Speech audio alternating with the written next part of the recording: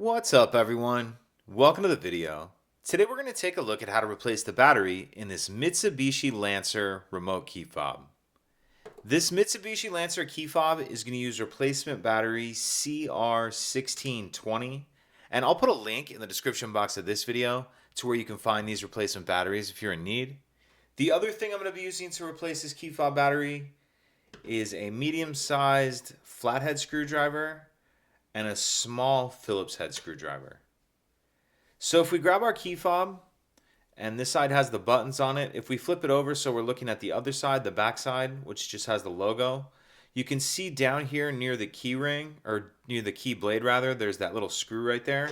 And I've already got this one loosened up just a bit. So what you'll do is just take your small Phillips head screwdriver and loosen that screw up. Once it's all the way loose, go ahead and pull the screw out. Then we'll grab our flathead screwdriver, and if we look on this end here, the end opposite of the key blade, we can see there's this notch right here. What I'm going to do is stick my screwdriver in that notch, make sure it's all the way pushed in, and then just twist the screwdriver. And as I did that, you can see it starts to pop the back cover off. Go ahead and pull that back cover off, and now we see our battery right here.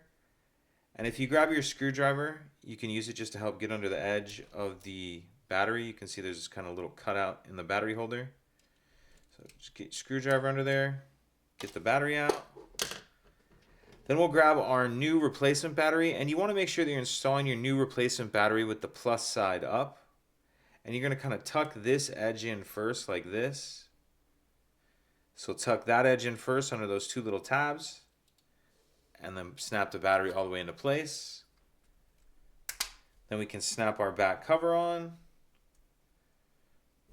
screw our small screw right here all the way in, tighten that all the way down, and that's it.